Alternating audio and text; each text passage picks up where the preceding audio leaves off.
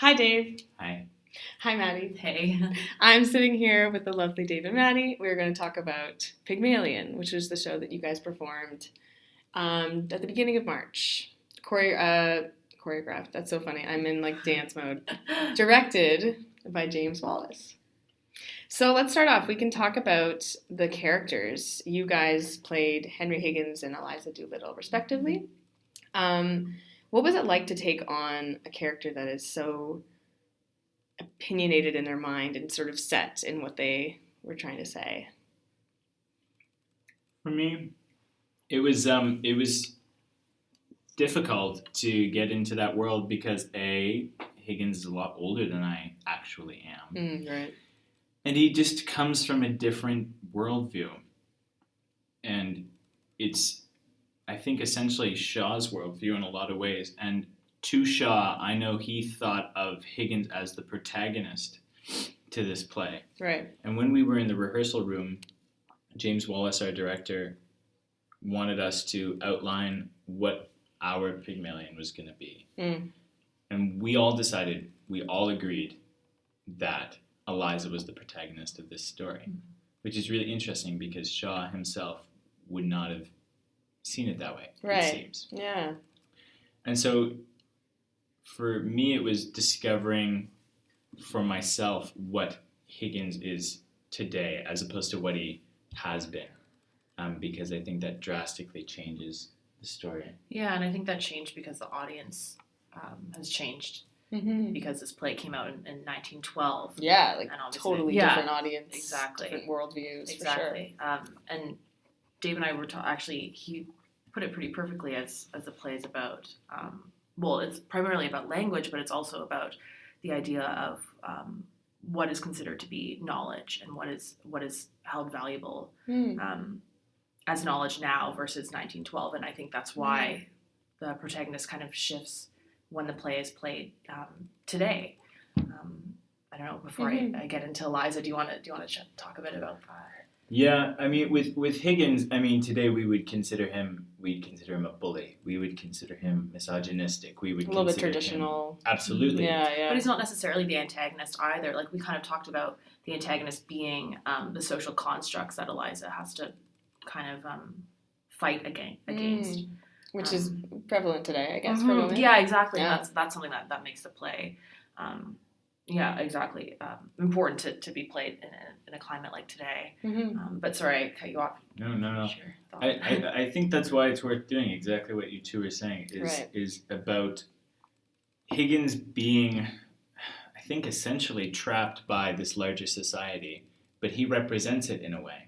And interesting. The conclusion that we came to was that Eliza, through this teaching, at the end of it all, gains clarity. Not that and that's a form of knowledge, but not that she really gains social status, not that she gains anything monetarily, but that she gains a sort of simplicity at the end of it. There's this saying, is there's simplicity and then complexity and then the far side of simplicity. Oh. What would that be?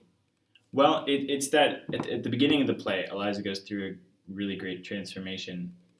She's a street urchin, and then the world becomes incredibly complex as she tries to navigate her way through her new standing. And by the end of the play, I think perhaps she's achieved a new kind of simplicity. Yeah. It's an awareness, I think, an awareness of these social constraints, and she's almost faced with more of them now that she has a higher class position, or at least the appearance of that. Right, yeah. Because I imagine she hasn't really abandoned what she knows from being that street urchin. I think she finds a balance, maybe? And that's what was interesting about playing Eliza is when I first started to approach the work, I was like, how do I play a character that goes through such a major transformation? You compare it to the beginning and to the end. And then I realized, and this didn't hit me until later on in the process, that her morals don't change and she doesn't really change. Right. She her appearance changes and how she's perceived and the superficial things about her, like the way that she speaks and dresses and so on, changes. And I think also her knowledge changes. She becomes more knowledgeable. I think she's equally as intelligent as she was at the beginning. I think she's very, very intelligent at the beginning, and she's had to kind of fend for herself in a lot of ways, and she's been abandoned and has had to support herself.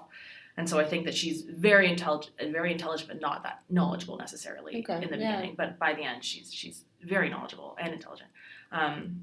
So that was a big challenge for me, was thinking about that transformation, even like physically as well. With our movement teacher, we do work with like animals and things for just imaginative exploration. And I was like, oh, like does her animal change or like cool. things like that. But I didn't really end up changing that. I kind of just like imagined if her animal became domesticized, like if she I kind of like started a pet, off, right? Yeah, exactly. So That's very I used interesting. the animal of a raccoon, which actually really helped me with a lot of the physical elements of her, especially in the first two acts.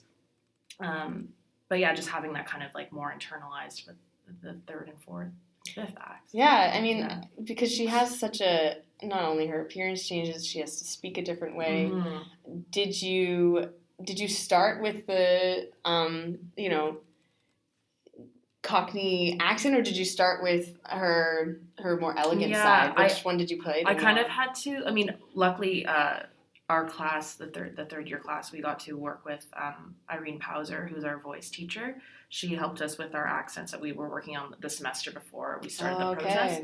And with her, we started with RP, and then which is received pronunciation, which is the British accent that she has at the end. So the higher class. This is the Queen's speech, which isn't actually how anyone actually speaks in the world, except for royalty. It's just like they create it for theater as like a general British time period. General British accent. Cool. And then we moved to Cockney. But as I was working on both of them during this second semester, I kind of would work on them simultaneously, and I would practice shifting between, because the play is 2 hours, yes, but it's a quick shift. There's no way to see her transform. It kind of, she goes from one to the other. So I would be in my home talking in Cockney, and then try to switch to RP and then back. Good for you, as man. fast as I could. But I think what Eliza and Higgins share, despite their very different standings seemingly on the outside, is their intellect, and they both have a fire that nobody else has around them. Completely. And it was really stark for me when we were doing this exercise and movement class, and we were moving, and I can't remember why we were moving in the way we were, but probably elements or something. It was something like that, and everyone was moving in this way except for me and Maddie. We were the only ones moving in this other way, and that really clicked in for me. It's like Higgins sees something in Eliza, some fire, and he often references God a lot, like a divine fire is the soul that the higher power that God has given you. Exactly. Which Eliza kind of spits on in some ways too. She whenever she talks, which is very brief, but she kind of mocks him for his references to God, which is kind of funny. But yeah, they definitely both have a fire, and we talked a bit about why the ending is so unsatisfying. It's kind of it leaves a weird note, and why they don't end up staying together, or why it doesn't work. Essentially, why they're it's kind of a missed connection, and that's because they both are very driven and stubborn and have this fire about them, and neither of them want to give up any power. And I think that's why, and I think both of them need to be in power at all times. Yeah, they almost stay at the same height that they did at the beginning, and they kind of, when they meet and butt heads, it's kind of like this feeling of there's another person that's as strong-headed as me, or there's what do you mean you value this in knowledge, or what do you mean that's what your opinion is? Totally. And I think that creates, again, not a very romantic relationship, but a very partnership almost, because you guys can meet each other. I don't know. And what's interesting about that is that, I mean, Shaw called this play a romance, and we talked about that with James, why he calls it that, because he goes on in the epilogue, or the sequel rather, and in the he has a little prequel or prelude, he talks about how it's not a romance between Higgins and Eliza, and there's nothing like that. Yeah, not between at them. all. Not at all. So we talked about why he calls it a romance, and we think maybe it's a romance of language. Very cool. For our story, we found it impossible to avoid romance, though, because it's just not the play that Shaw envisioned, the way that we do it now. Okay. And I'm sure he'd be quite shocked by how we interpret his stuff now and how we cross out a lot of his stage directions and add our own. And I think the connotation of a romance, whether classical or contemporary, is of some kind of uplifting and not necessarily a happy ending, but that something is gained at the end. And there is a very palpable sense of like, well, so what did we learn? I don't know. I kind of felt that, I'll be honest. Like, I was a little bit shocked that it ended in that way.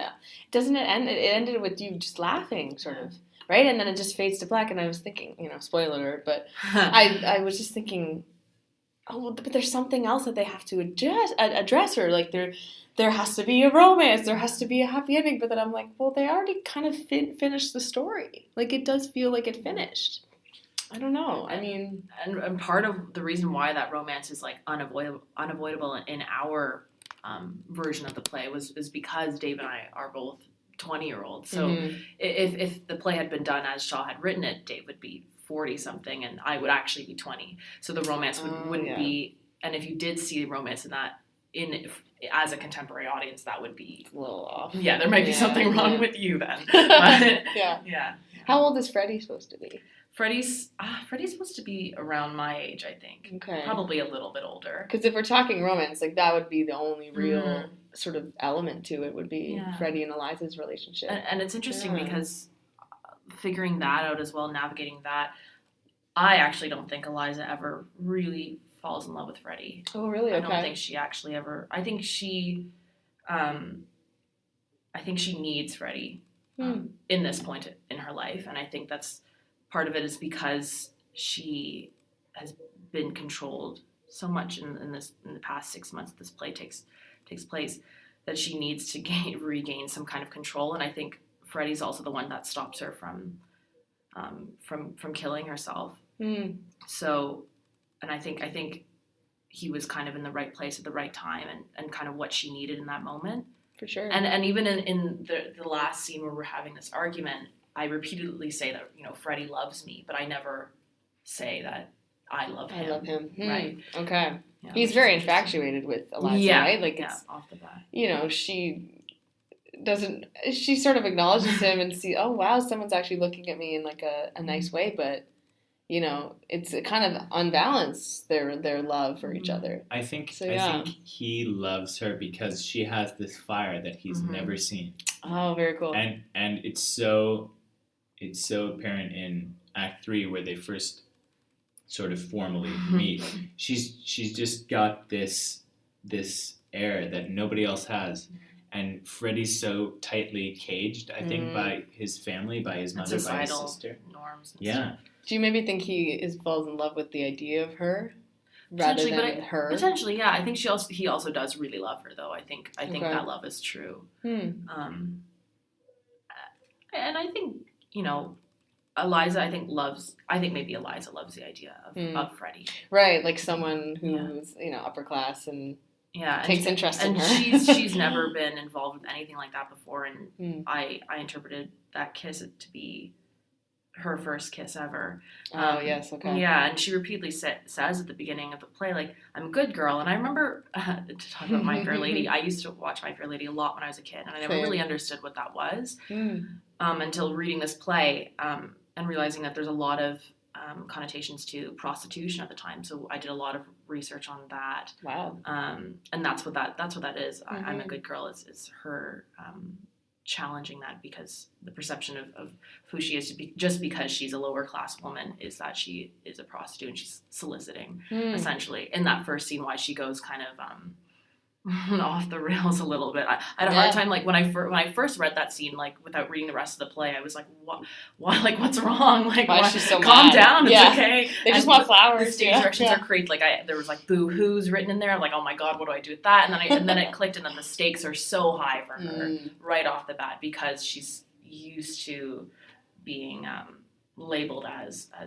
a sex worker, which goes against her morals. Yeah, because she hasn't done that. I assume she's, no. Just sort of stayed on the street and done all she could. I think she's challenged that. I think that she probably knows a lot of women that are sex workers, and not to say there's anything wrong with that today. I think that it's totally a reputable job nowadays. But I think the way it was perceived, and I think also police brutality towards prostitutes at the time, and also now, but back then especially, I think she was very afraid of that. So that's why the first meeting of Higgins is so startling for her, I think. Right. And she references that later when she's with Freddie. They're caught making out by a policeman, and Eliza references that it's their job to hunt girls off the streets. So it's clear she has some kind of past experience with that impression of her always being put upon. The assumption that just because she's a lower class woman soliciting, a product for money, and sometimes very cheekily and very on the sly. Yeah. That there is some kind of there is a stigma. A little bit of a flirtatious element, because she has to sort of, and she's always fighting that. Interesting. This is all very deep stuff. I actually didn't really think about very much. Yeah, I know. It took a lot of digging with our director as well. Like, and what was it like to work with James? What was his This was James's first Shaw play that he ever directed. He's a Shakespeare man. He's a graduate of this program, Rising, where we study now. Yeah. And he's gone on to found his own independent Shakespeare company. Shakespeare Bashed. Awesome. Which focuses on putting Shakespeare in casual settings, and it's incredible. I highly recommend that you go see their shows. Yeah, they're the best. They're so good. I will definitely focus on clear, simple staging and just the words and the play. And so he really has a talent for picking out the words of the play. Yeah. Okay. And that is so difficult sometimes in a Shaw play, because it's some kind of mix between heightened and not, and it's, for me, quite a different place from Shakespeare, but also quite different from anything that's written today. Yeah. And so he has a really, I think, unique talent for pulling out what's important, calling into question why you say that, what's it for, what are you referencing, and what is your argument? And that's always something we talk about in Shakespeare, like, what is the argument of the character? Because scenes in Shakespeare are so focused on their argument. Right. This idea versus that idea. And with Shaw, he's also got scenes where Shaw said that the best play that you could ever have was just people sitting in a room debating. That would be the ideal play. Interesting. And so in Shaw, there's always like bigger ideas behind each character, and they're banging together in a scene. And so James is really great at pulling that out of the play, out of the text, and bringing it. I imagine that helped you for your characters, because they both have different arguments. Absolutely. To the way they see life. And pretty clear ones too, I think. And we worked with David Jansen from the Shaw Fest on some Shaw before we even got cast in the show at all. But lovely. Yeah, and we talked a bit about like Shaw characters having a very strong stance politically, and understanding where they stand politically is like a huge part of being able to wrap your head around the play as well. Yeah. Yeah, like the idea, like, when you're in any room in a Shaw play, like, where do you stand politically? Where does everyone else stand politically? Like in the scene where I'm in my house, I am the dominant character. I am the one in charge. It's my house. It's a mess because I don't clean anything up. But then I'm at my mother's, and suddenly there's a very different political standpoint going on there. There's my mother, there's her guests, there's Eliza, and we all have these socio-political ideas that are just banging together, and that's what creates the conflict in the scene. That's so great. And Henry's relationship to his mother is so unhealthy. It's incredibly very entertaining to watch, I'd say. I don't know what that was like for you. Yeah, it's something that I wish we had more time to explore. I didn't feel like we had a lot of time to really dig into what that relationship is. And then it was also played by someone who is, in terms of age, my peer. Right, yeah.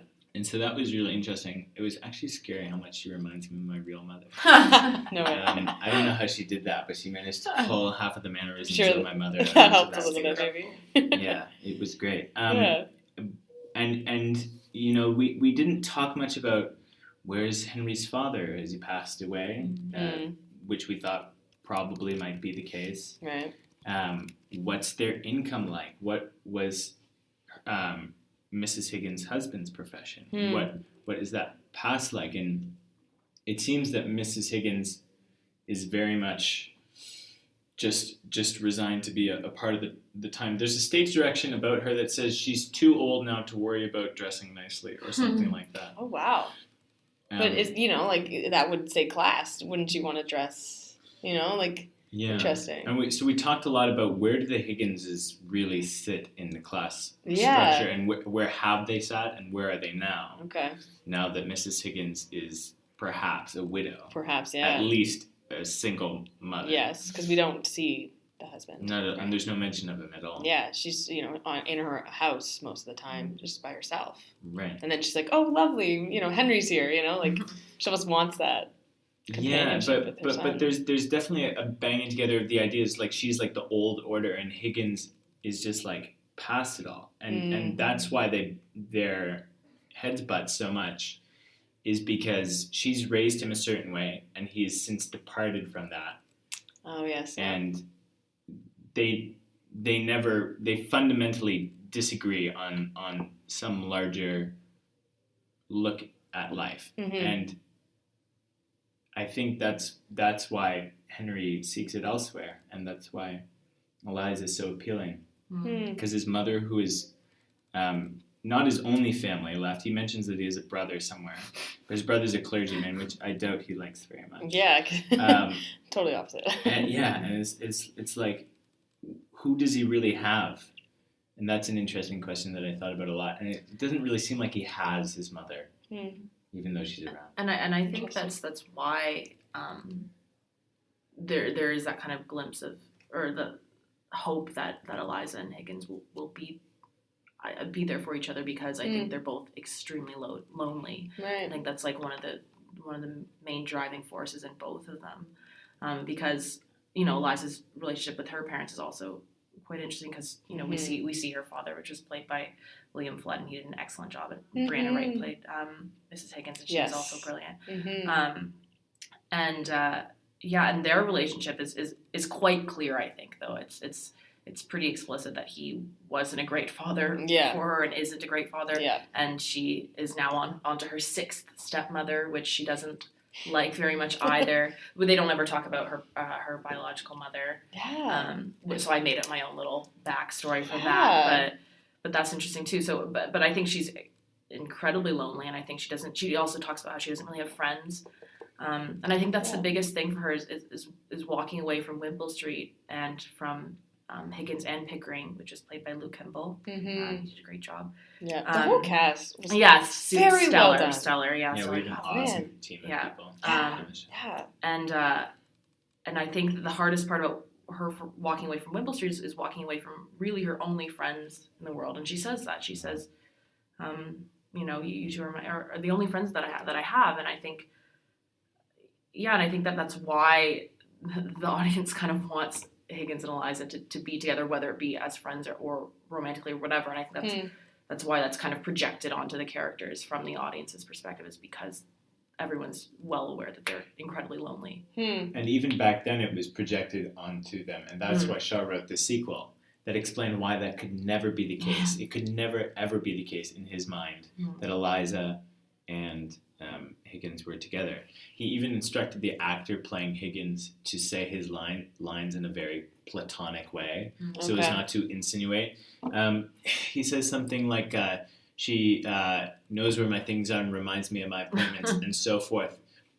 And Shaw instructed the actor Herbert Tree to say emphasize and so forth, so that people didn't think that it was right, like a like wife-husband ambiguous situation. kind of they're starting a romance. Like he Right. that idea so shocked him, and I don't know that he ever understood why everyone wanted that ending. And then even there was a whole musical that they made where they changed the ending, right? I mean, he Completely, yeah. sprinkles in some kind of, I don't know, like that. There's really only one point that I can think, or maybe a couple points, but the main point that I'm thinking of in the play is when Higgins says, as if I ever stopped thinking about the girl, and he says, and her lips and her teeth and her tongue or whatever. Yes, but and that's he's talking about the work. Talking about the linguistics, right? Shaw must have seen that from an audience's perspective. Sure, that would read as something more, which maybe he wanted that kind of maybe at the time, yeah. I guess. Yeah, platonic seems to be a good word to describe their relationship,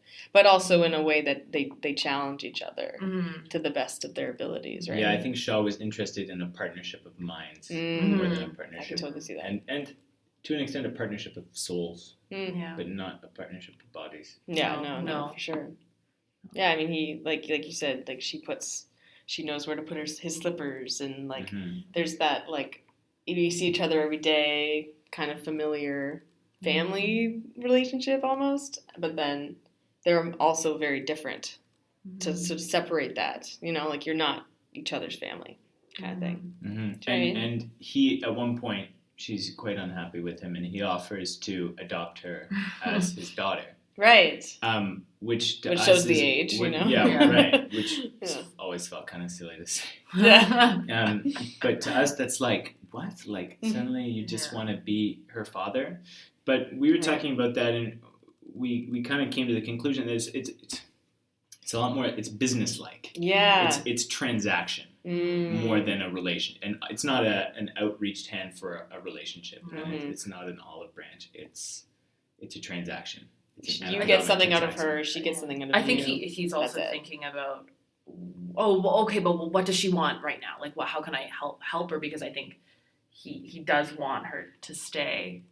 And I think that Higgins has some, I don't know, I think he has some ideas about what Eliza wants that are just completely off the mark. Oh, okay. And that happens kind of throughout the whole play. Do you think that he figures it out by the end of it? Or no, I think that's why it doesn't. That's part of the reason why it doesn't work. And she also just like knows that she'll never be free living here. And even in Act 4, there's this line that kind of was supposed to be the hitting point for when I decide to run away from Wimpole Street, and that's the line was Pickering could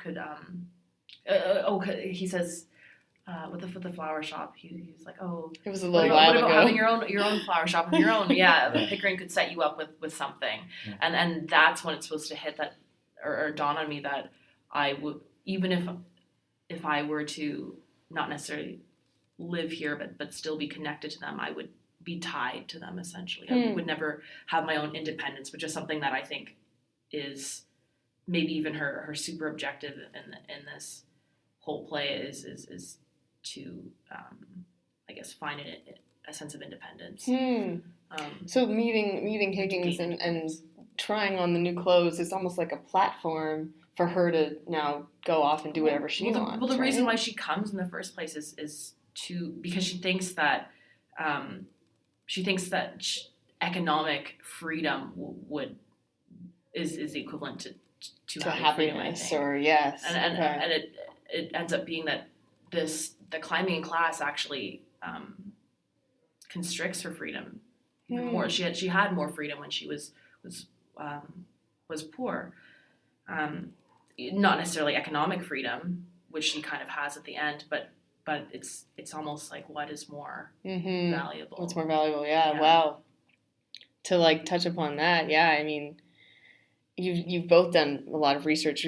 We're looking at your journals here right now, but when we talk about a character feeling independent and making the jump from, okay, I have a problem in my life, I need to find the solution.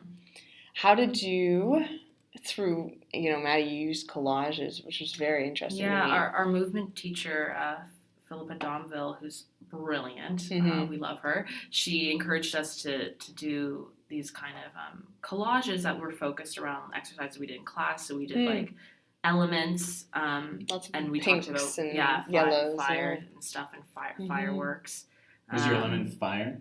Yeah, it was fire. It started off as a forest fire, and then shifted to fireworks.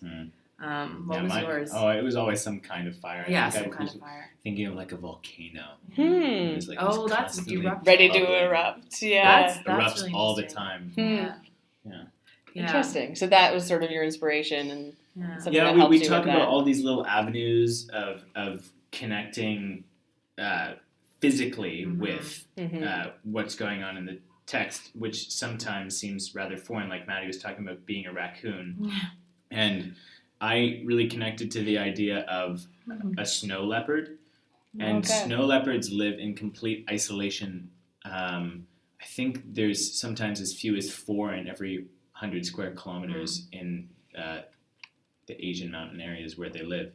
And when they come into contact, there's almost always a fatal transaction between them. They scent mark their whole territory to notify other snow leopards to not go anywhere near them. Like, I've been here, don't come here. Okay. And it's like when 2 snow leopards meet, something's gonna happen.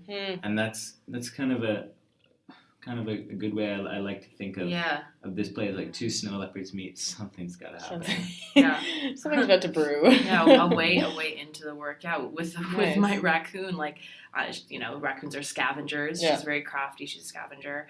Not afraid to get dirty. And they kind of do what they need to survive. They grow up in an urban environment a lot of the time, which is what she's kind of like a city animal. And then there were other like little things that I found, like they can communicate with over 200 different sounds and 12 to 15 different calls, which is a lot for an animal like this, which is there's a lot of just little tidbits of information that you kind of find when you're doing research, because then of course you do research on the time and things as well, the time period, and like I said, research on prostitution in the time period and things like that really affect the work just in a detailed way. And then that's so admirable. Like it's different with dance. Like, we don't really have characters, I guess you could say. We don't have like a set time period most of the time. It's just sort of like this new world of movement. So like, hearing all this research that you guys are doing, like, it seems to me that you have to really understand like exactly who these people are and the circumstances too. I think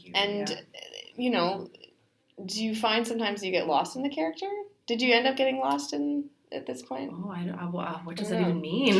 Like, I mean, you hear about stories of actors, doing horrible things because their character does horrible things, like, are you method?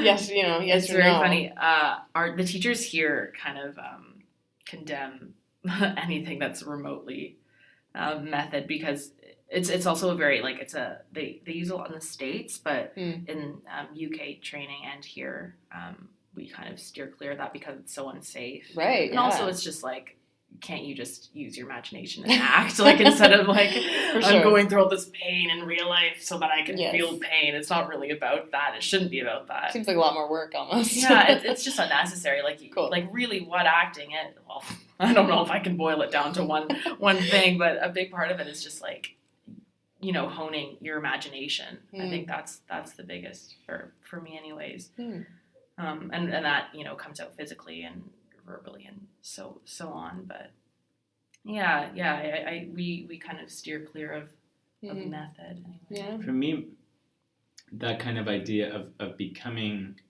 a character, it just isn't that easy for me. What's easiest for me is to hook into what they're saying and why they say it like that. And that, to me, is the best indication of a character. So if a character wants to become king or queen, they can either win their way through charming the whole kingdom, right, or they can murder and manipulate their way to the top. And that's character. Is what they do to get what they want. The action of it, not so much their thoughts. I guess we never really think about like playing a character, because we kind of learn in first year that there isn't really a character, it's just you up there. And it's you're playing these tactics and active things to affect your scene partner in these circumstances. You're definitely Marianne. Yeah, exactly. In these circumstances. So I never was like, now I'm going to make my voice like this and I'm going to make my body like that. You shouldn't think about the work like that. I think you just kind of think about what would happen to you in these circumstances. For sure. Yeah. That's super inspiring for me. I mean, just coming into that, because I'm wanting to get more into acting, and like hearing you guys talk about that and your different processes is awesome. Yeah, I guess the biggest way that our processes differ is I like to write a lot of backstories. Just helps me, and I think also the way that our brains probably work when we're working. Dave doesn't really like, a lot of actors actually, especially in our class, don't like to do backstory work. But for me, for some reason, endowing like an object with a backstory, for example, the ring was a big one. I had written like pages and pages on like what that ring meant to me, or my hat. Wow, an inanimate object. Like exactly. Feel things. Yeah, so I would write relationships, like stories about my father, about my stepmother, about my hat, about my ring. Like where I think that kind of helps me bring it to. I think it just adds specificity, which is like the easiest thing to hang on, or not the easiest thing to hang on to, but I think what you need in order for your acting to be any good is specificity. More information. So exactly. Yeah. It just gives you more information. I know other actors find that they find the work to be convoluted if they try to add in a bunch of like, I don't know, backstory stuff. But if it works for you though. Yeah, right? Exactly. And that's what they kind of teach us here at Ryerson, is that like, every single term that we do, it's like, here's another tool for your toolkit. You can throw in the trash after this, or it might be the greatest thing since but it's sliced there. bread, Yes. Yeah, exactly. Yeah. Exactly. It's up for you if you want to use it or not. Just like the movement stuff, like someone might not find improving as a firework to be useful, sure. but other people might, find that to be like their way into the work. Is that similar for you, Dave?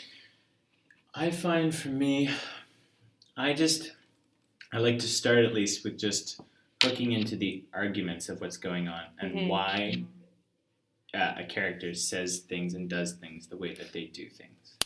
And so for me, like, that really attracts me to more classical plays like Shakespeare and Shaw, because often what they're doing and what they're saying is what they think. It's very like to the point. We talk about how there's no subtext in Shakespeare. Whether you think that's true or not, I like to think of the idea as like you say what you mean, and you mean what you say. Okay. And that just it just does the acting for you. Nice. And as long as you hook into that argument, and I found the same with this play, you don't have to try to act. You just follow the argument, and it does a lot of the work for you. Now, all this imaginative work, which is just meant to spark your imagination about thinking about how an animal moves, how what an element might look like, that just helps you physicalize a character to spark different ways of approaching how a character moves and how they speak, which is very different from how we speak and move. Right. Their accents, the period. That's all some stuff you have to integrate. But once you integrate it and you do that work on your own, you let it go. So that you can just, at the end of the day, when you're on stage, be with your scene partner, be present, and fight to win a scene, to win the argument. Yeah, you shouldn't be thinking. I just to clarify, I'm not thinking about the backstories as I'm arguing with Dave. Then I would I would go into like some kind of, I'd go have a coma or something. Like I would go into a coma. I think like, it's definitely more about, it is about connecting with the other person and affecting them more than anything else. But yeah, navigating an argument is definitely like, and I think like that's something that makes contemporary text very different than this is the subtext is a lot of the times in contemporary text, characters hardly mean what they say and say what they mean or whatever. And so there's a lot of subtext and silence and things like that, whereas Shaw they're constantly, and I think that's why there's like these massive chunks of text, which is the thing that is challenging about this. About these plays. This is probably the most text I've ever had for really, in my life. Yeah. There's so many lines. Yeah. And it's most of the time it's just you two talking. Yeah. Like, I don't know, what's your process for memorizing? Is it similar or different? It's just in the room, you know, just doing it. Yeah, with your scene partners. You should never really like go like it's. In high school, I used to like take my script and, you know, like close my eyes and like have my hand over the page and then be like, did I get it? Oh no. Like it just means that if you try to memorize like that, you'll memorize the text in a pattern most likely, and it'll be harder for you to connect. And then also, it won't be in your body. Yeah, because memorizing like seems like so difficult. I don't know. I've never really done it. Like if you're a dancer, you just have to memorize choreography. If you're a musician, you have to memorize the notes. It's just something you learn by practice, and it's just part of the job. But as a dancer, like I've got the music that helps me keep a rhythm almost, and like I can like think, okay, this point of the song, I have to do this move. Like you've got, you know, sometimes it's just silence when you're speaking. Like how do you remember all those lines? And then also, you know, you want to be direct on text. You don't want to miss words, and you know, I don't know. I find even being in the space helps. Like if I'm, and also just like I guess your prompt is the other person. Like what they give you in their line is like, oh, that's that idea has to hit me, and that triggers me to say this. Okay. And also like I find being in a space helps. Like if I'm really lost and I'm like out to lunch, I'm not connecting, I'm like, okay, well, I'm over here by this couch. That means this argument must be coming next because I'm always by this couch when I say that. Right. Like your blocking and your physical score can kind of help with that if you're struggling. But I think it just comes with rehearsal, and I think just like trust as well. Like I never felt like, because even I have to admit, even up to like the shows, I was still like, am I going to forget my lines? Which I've never felt like with a play before, and that was probably the most nerve-wracking thing about this play was just forgetting stuff. But I never felt like Dave or any of my scene partners were gonna, you know, hang me out. What's that saying? Hang out to dry. Yeah, exactly. That's nice. Exactly. Like, I knew he would catch me if I fell, and I think having that trust meant that I didn't ever feel like I was even close to falling, which is good. That's so nice. Yeah. A good like community of people that will be there if you need them. Exactly. That's lovely. Yeah. These are all great things, guys. I'm so inspired. Let's switch gears. What are you guys doing this summer? What's your next project? I'm going back to the Shakespeare world that I love so much. I'm directing a production of As You Like It out in the East End of Toronto with a company called Bard in the Park, and it's really wonderful to get the opportunity to just be outdoors, doing a play that's set outdoors, and it's just like a big group of young, enthusiastic people who just want to put something on and make it great. Lovely. That's like my favorite place to be. Yeah, why not, right? Yeah. We're still all young and we've got so much to learn still. Might as well try. So I'm looking forward to that, just like having that experience. And you're not performing, just directing. Just directing this time. That's going to be different. Yeah. Yeah, I've never directed and not performed, so. Yeah.